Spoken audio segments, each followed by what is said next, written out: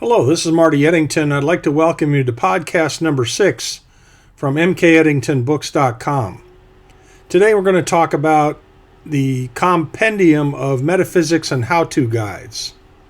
It's 6 metaphysics books in one volume, which includes Enlightenment, Illusions, Immortality, Prophecy, Godlike Powers, and Scientific Method. I'll tell you a little bit about each of the books in it. First is Enlightenment for Newbies. The subject of enlightenment can be very confusing. The objective of this book is to introduce the concepts to readers and explain some of the processes to help readers reach this spiritual state. Also includes the author's experience with enlightenment. Physical Immortality, a History and How-To Guide. This is a book I wrote in 2009, and it's actually my most popular book. It's included in this bundle. An intensive exploration into the history of immortality, records of very long-lived persons, a theory on how immortality works, and how we can increase our lifespans to incredible ages, includes spiritual practices, energy-related exercises, and recommended supplements to help you improve your health and the length of your life. Next is Removing Illusions to Find True Happiness. What true happiness is, how we live in our illusions for most of our lives, many examples of these illusions, and how to find true happiness by removing our illusions about ourselves and reality. After this is Prophecy, a History and How-To Guide. We all have the ability to see the future. It goes through the history of prophecy, divination methods, and how each of us can learn to see the future. It includes many personal experiences and the author's insights on how he can see the future and change it too. And by the way, this is probably the most powerful ability I've got, is prophecy. I've had many experiences in my life, and they're all talked about in this book. Next is on using the scientific method to study the paranormal.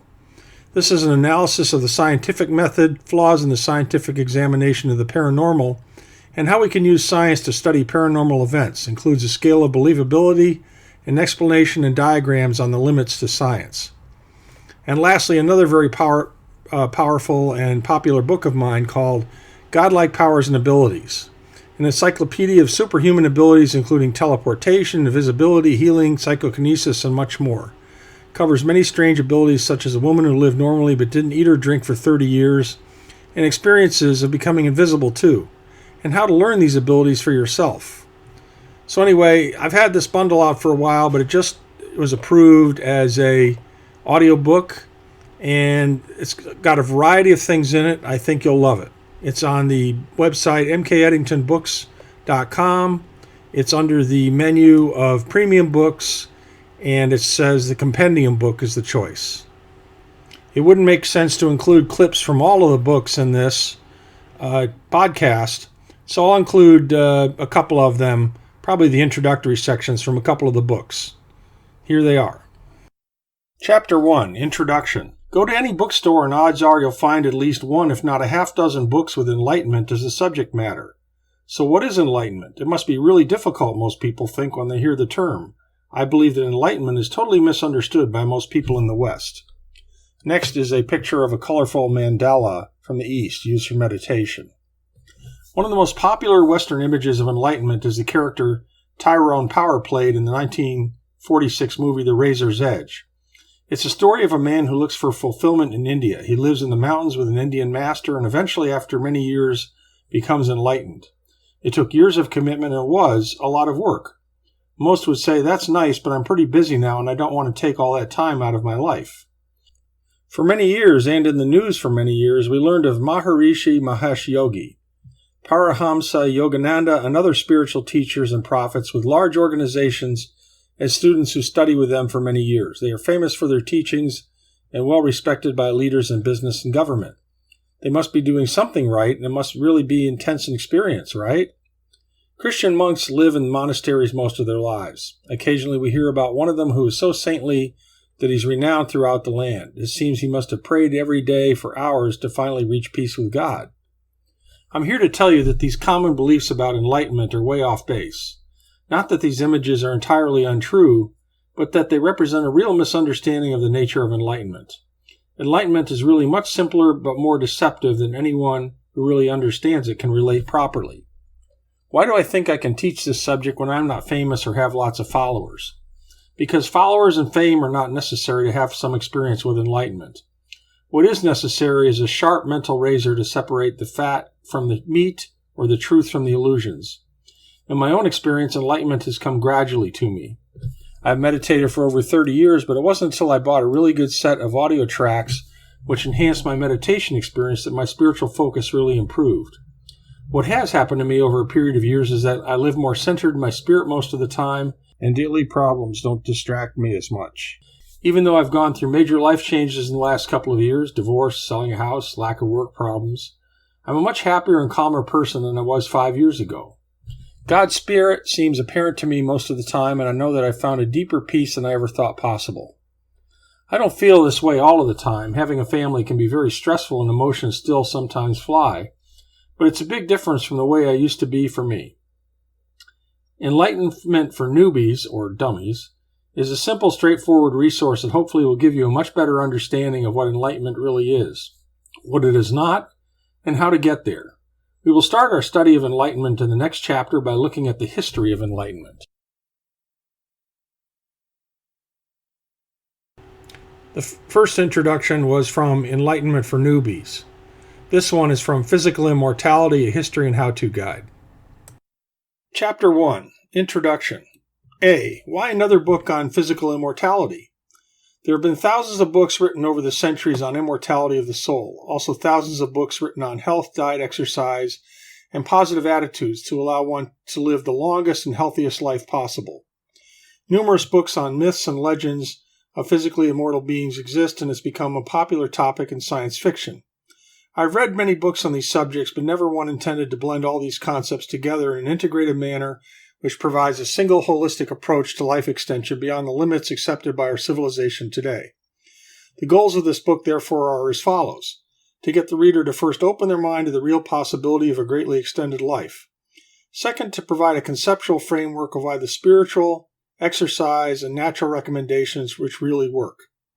Lastly, to provide some real guidance about how to go about changing your life to reach your extended life goal. B. The use of the words immortality and eternal life. Words are important to describe concepts. In many holy books, including the Bible, the words immortality and eternal life are focused on the soul existing forever.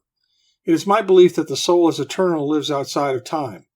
Here we are focusing on the misconceptions about physical immortality. Can a physical body live forever? I believe so, barring accidents, which you will learn how to avoid later in the book. C. How I got interested in this subject. I've always been interested in the wild and wacky, unexplained phenomena of our world. This attitude goes back to when I was 10 years old and read a book called Stranger Than Science by Frank Edwards. I was amazed at some of the stories and had to find out what the explanations were. This led me on a lifelong quest into the unusual, paranormal, and spiritual. Now being in my 50s, I have been reading on paranormal events and spiritual development all of my life. I meditate daily, and the peace from doing so has made an enormous difference in my daily life. I spent the last 10 years reading about UFOs and aliens and found a wealth of information which changed me from a skeptic into a full believer. Not only are there UFOs, but aliens have been visiting our planet for thousands of years and do so today. It's a subject for another time. I also always loved science fiction stories about physical immortals and started searching for immortal information on the internet about the year 2000.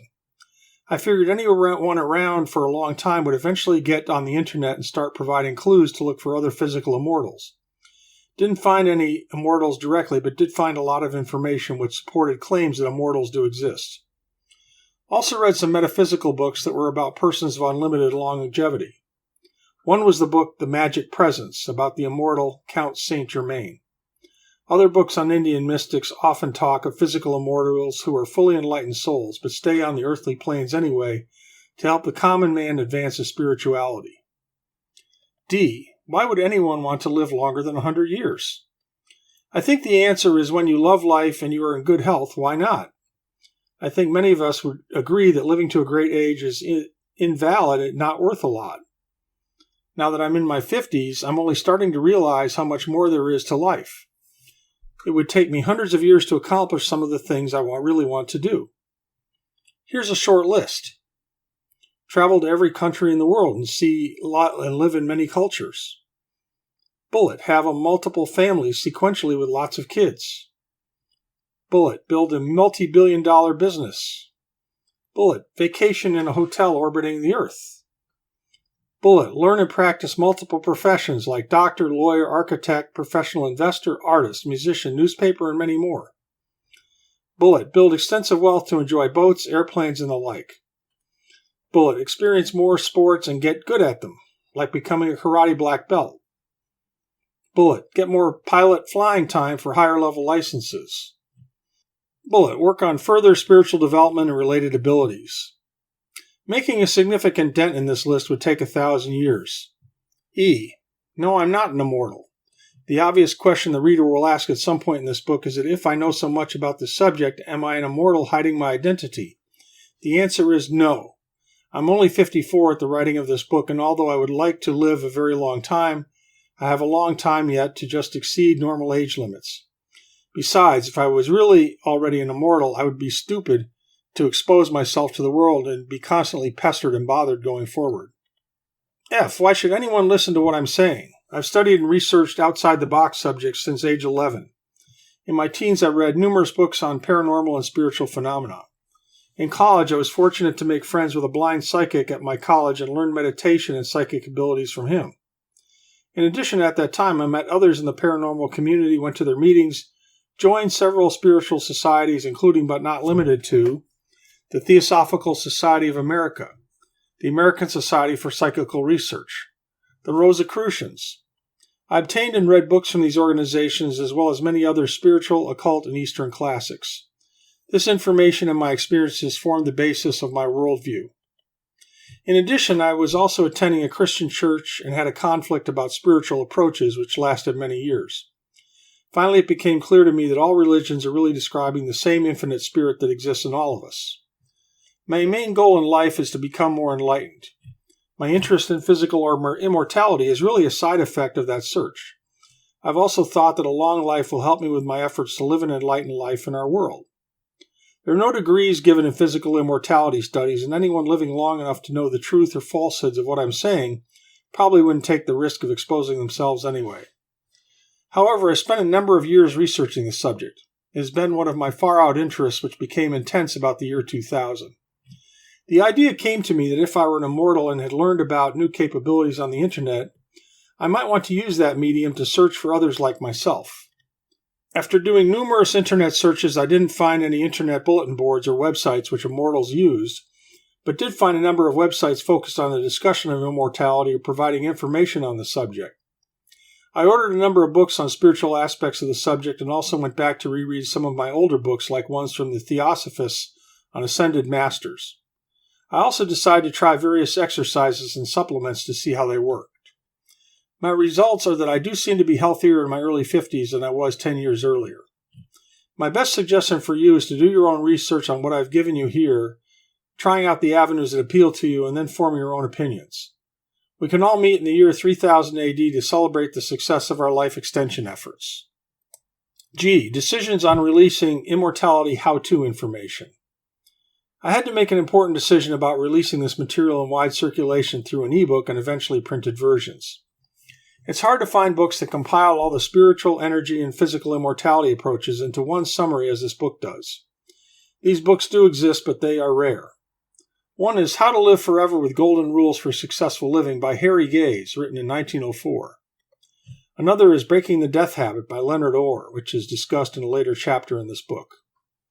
It is clear to me that persons who study unlimited longevity long enough can eventually find enough separate sources of knowledge to put the same picture together as I have.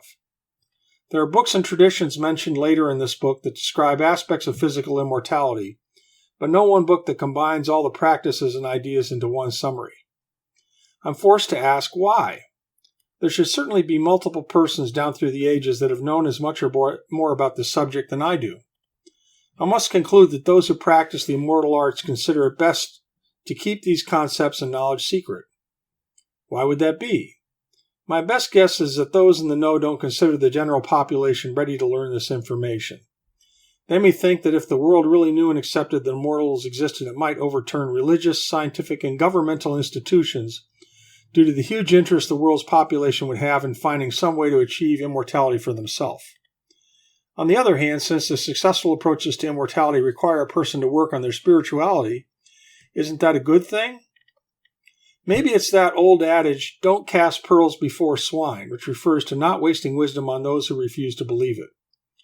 Another thought is that maybe making it the individual search for this information is important to their development and for obtaining immortality on the path to enlightenment. It also needs to be considered as to whether having more immortals on the earth is really a good idea. Wouldn't things get pretty crowded? The counter to that argument is that due to better nutrition and medicine, people already live almost twice as long as they did 100 years ago. That would make almost everyone a long-lived being compared to persons alive in the early 1900s. I finally came to the decision to publish this book because the knowledge is already out there in the world. It just takes a successful searcher to find it. In our internet age, where almost all books will eventually be online and blogs provide an individual's hidden knowledge daily, the search will become shorter and shorter. In the final analysis, many people can read a book of wisdom and knowledge, however, only those few who are willing to take it seriously anyway are prepared to apply its lessons to their lives on a daily basis.